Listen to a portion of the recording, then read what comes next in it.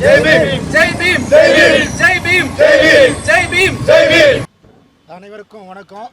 அதாவது இன்னைக்கு தமிழ்நாட்டில் நடக்கிற அவலங்களுக்கு தமிழக முதலமைச்சர், திமுக அரசாங்கம், துணை முதல்வர், தமிழக காவல்துறை, தமிழக அமைச்சர்கள் அனைவரும் வெட்கி தலைகுனிய வேண்டும். இன்றைக்கு பெண்களுக்கு வீதியில் பாதுகாப்பில்லை, கல்லூரி மாணவிக்கு பாதுகாப்பில்லை, பள்ளி மாணவிக்கு பாதுகாப்பில்லை, அதாவது சிறார்களுக்கு பாதுகாப்பில்லை, சிறிய குழந்தைகளுக்கு பாதுகாப்பில்லை, தாய்மார்களுக்கு பாதுகாப்பில்லை, நீதிமன்றத்தில் வழக்கறிஞர்களுக்கும் பாதுகாப்பில்லை.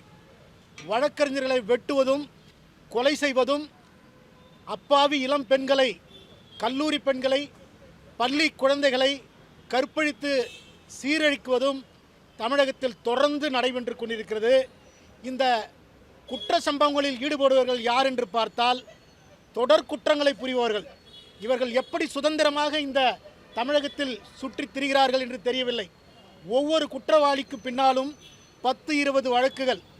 அண்ணா பல்கலைக்கழக பாலியல் பலாத்கார வழக்கில் அந்த குற்றவாளிக்கு பின்னணியில் 35 கிரிமினல் வழக்குகள்.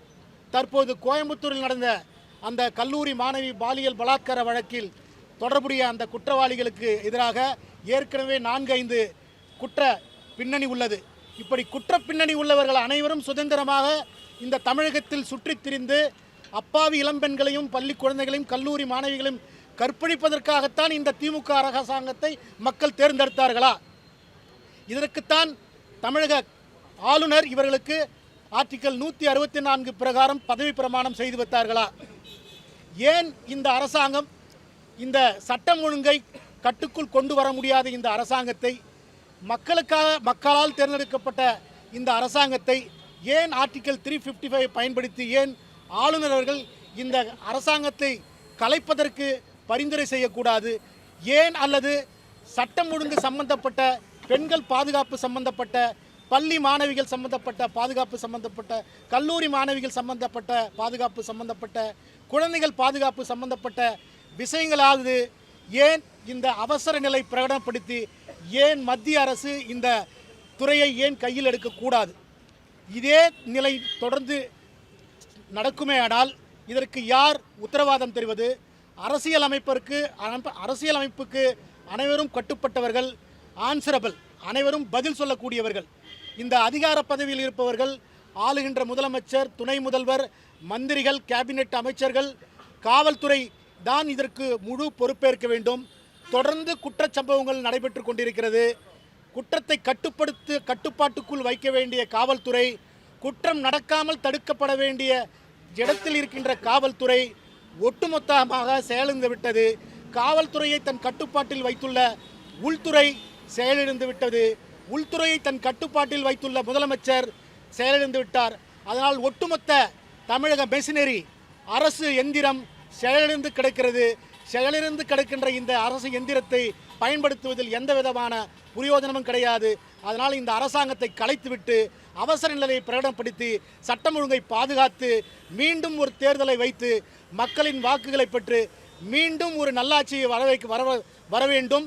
இல்லையேல் மீண்டும் ஒரு சுதந்திர போராட்டம், அதாவது அவசர நிலைக்கு எதிரான ஒரு போராட்டத்தை தமிழக மக்கள் தொடுக்க வேண்டிய கட்டாயத்தில் இருக்கிறார்கள்.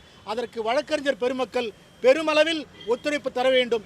இன்றைக்கு வழக்கறிஞர்களுக்கு ஒரு பாதுகாப்பும் கிடையாது. எல்லா சட்ட வழக்குகளிலும், எல்லா ஆக்டுகளிலும், சட்டத்திலும் ஒரு வழக்கு தொடுப்பதற்கு கால அவகாசம் உண்டு. ஆனால் வழக்கறிஞர்களுக்கு எதிராக ப்ரொஃபஷனல் மிஸ்காண்டக்ட் என்று சொல்லக்கூடிய வழக்குகளை தொடுப்பதற்கு எந்த விதமான கால அவகாசமும் கிடையாது.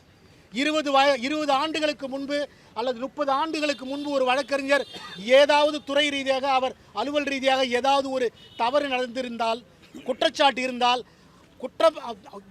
அவர் அந்த குற்றம் சம்பந்தமாக 40 வருடம் கழித்து கூட அவர் மீது வழக்கு தொடுக்கலாம்.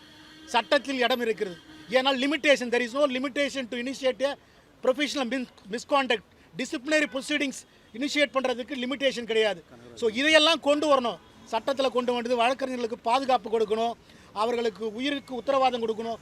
குறைந்தபட்சம் நீதிமன்றத்தில் வழக்கறிஞர்களுக்கு பாதுகாப்பை உறுதி செய்யக்கூடிய சட்டங்களை கொண்டு வர வேண்டும். லிமிட்டேஷனை ஃபிக்ஸ் பண்ணணும். இந்த மாதிரி விஷயங்கள், பல விஷயங்கள் நீதிமன்றங்களே இதுக்கு வழிவகுத்து வகை செய்து தீர்ப்புகளை வழங்கியிருக்கிறது. வழக்கறிஞர்கள் மீது உடனடியாக வழக்குகள் பதிவு செய்து அவர்களை சஸ்பெண்ட் செய்கின்ற இடத்தில் இருக்கும் பார் கவுன்சில் வந்து இது போன்ற வழக்கறிஞர்களுக்கு பாதுகாப்பான சட்டத்தையும் கொண்டு வர வேண்டும் என்று தாழ்மையான கருத்தை வைத்து என் வாதத்தை முடித்து வைக்கிறேன். நன்றி.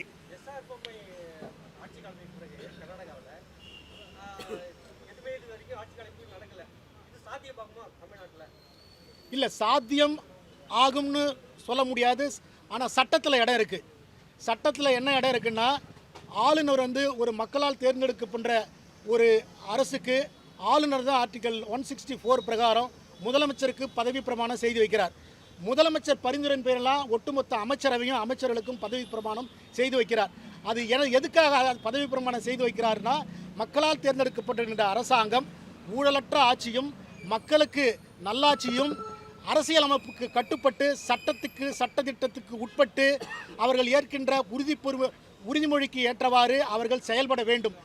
அப்படி மாநில அரசு அந்த சட்டத்துக்கு மாறாக அரசியலமைப்பு சட்டத்துக்கு முரணாக ஒரு துறையை கட்டுக்குள் வைத்து கொள்ள முடியவில்லை என்றால், ஒரு ஸ்டேட் மிஷனருக்கு அப்செக்ஷன் என்று சொல்லக்கூடிய அந்த விஷயம் வரும்போது, அதாவது மாநில கவர்னர் அவர்கள் மத்திய அரசுக்கு பரிந்துரை செய்யலாம். ஆர்டிகல் 355 ஒரு துறையோ அல்லது ஒரு இடத்திலோ ஒரு டெரிட்டோரியோ ஒரு துறையிலோ அப்செக்ஷன் வரும்போது state machinery free and smooth ஃபங்க்ஷனிங்காக ஒரு அவசர நிலையை பிரகடனப்படுத்தலாம். இப்போது தமிழகத்தில் சட்டம் ஒழுங்கு சந்தி சிரிக்கிறது, சீர்கெட்டு கிடக்கிறது. பெண் குழந்தைகளுக்கு பாதுகாப்பில்லை, கல்லூரி மாணவர்களுக்கு பாதுகாப்பில்லை, பள்ளி மாணவிகளுக்கு பாதுகாப்பில்லை, குழந்தைகளுக்கு பாதுகாப்பில்லை. கஞ்சா போதைப் பொருள் புழக்கம் அதிகமாக இருக்கிறது. சட்டம் ஒழுங்கு காவல்துறை செயலிழந்து விட்டது. அதனால் அவசர நிலையை குறைந்தபட்சம் இந்த சட்டத்தை கட்டுக்குள் வைக்கின்ற காவல்துறை சம்பந்தப்பட்ட அந்த விஷயங்களையாவது அவசர நிலையை பிரகடனப்படுத்தலாம். சட்டத்தில் கிடக்கிறது. சாத்தியம் இருக்கா இல்லையா என்பது செய்து பார்த்தால் தான் தெரியும். இல்லை, நல்ல கேள்வி உங்கள் கேள்வி. அதாவது வழக்கறிஞர்கள் வந்து ஃப்ரீ போனோ ப்ரோபோனோ இல்லை, அதுதான் நீங்கள் ப்ரோபோனோ பப்ளிக் வழக்கறிஞர்கள் எத்தனையோ வழக்கறிஞர்களுக்காக திறமையான வழக்கறிஞர்கள், அவர்களுக்கு வாய்ப்பு கிடைக்காமல் பல வழக்கறிஞர்கள் திறமையாக வாதாடக்கூடியவர்கள், பிரில்லியண்ட்டான வழக்கறிஞர்கள்லாம் இருக்காங்க. ஆனால் ஊழல் பெருச்சாளிகள் பணத்தை கோடிக்கணக்கில் மக்கள் வரிப்பணத்தை கொள்ளையடித்து அவர்கள் மூத்த வழக்கறிஞர்களை எமினன்ட் என்று சொல்லக்கூடிய எமினன்ட் வழக்கறிஞர்களை பல லட்சம் சம்பளம் கொடுத்து அவர்களுக்கு ஃபீஸ் வழக்கறிஞர்கள் யாரும் போய் எனக்கு இவ்வளோ சம்பளம் கொடுங்க அவ்வளோ சம்பளம் கொடுங்கல. இவர்களுக்காக வேண்டுமென்றால் ஒரு வழக்குக்கு ஒரு அமைச்சர், மாநிலத்தை சார்ந்த ஒரு அமைச்சர் ஊழல் குற்றச்சாட்டில் ஈடுபட்டு விட்டால் ஒட்டுமொத்த மூத்த வழக்கறிஞர்களையும் அவர்கள் அந்த ஒரு வழக்குக்காக எங்கே செஞ்சிடறாங்க. அவங்களுக்கு 25 லட்சம் ஃபீஸு, 30 லட்சம் ஃபீஸு, 35 லட்சம் ஃபீஸு.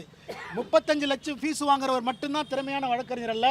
3 ரூபா ஃபீஸ் வாங்குற வழக்கறிஞரும் திறமையாக வாதாடக்கூடிய வழக்கறிஞர்கள் இருக்கிறாங்க. அவர்களுக்கான வாய்ப்பு என்பது ஏழை எளிய மக்களுக்கு கொடுக்கின்ற வாய்ப்பு. இவர்களுக்கு கொடுக்கின்ற வாய்ப்பு என்பது ஊழல் பெருச்சாளிகள், குற்றவாளிகள், இந்த அமைச்சர்கள் இது போன்றவர்கள் கொடுக்கின்ற வாய்ப்பு. அதனால் யாரும் சலைத்துறையில் வழக்கறிஞர்கள் தான். வழக்கறிஞர் ஒருவர் வழக்கை எடுத்துவிட்டால் அவர் ப்ரொஃபஷனல் எத்திக்ஸ் படி அவருடைய அந்த பார்ட்டிக்கு தான் அவர் வாதாடுவார். அதில் வந்து வழக்கறிஞர்களை நம்ம குற்றம் சொல்ல முடியாது. இது போன்ற நபர்களைத்தான் நம்ம குற்றம் சொல்ல வேண்டும். அதாவது குற்றத்தை உருவாக்குவரும் உண்டாக்குபவர்களும் தூண்டுபவர்களும் தான். வழக்கறிஞர்களை பல வழக்கறிஞர்களை கொண்டு வராங்கன்னா அது அவர்கள் தான் இது பண்ணணும். எந்த வழக்கறிஞரும் எனக்கு ஒரு வழக்கை கொடுக்குறாங்கன்னா யாரும் வேண்டாம்னு சொல்ல மாட்டாங்க.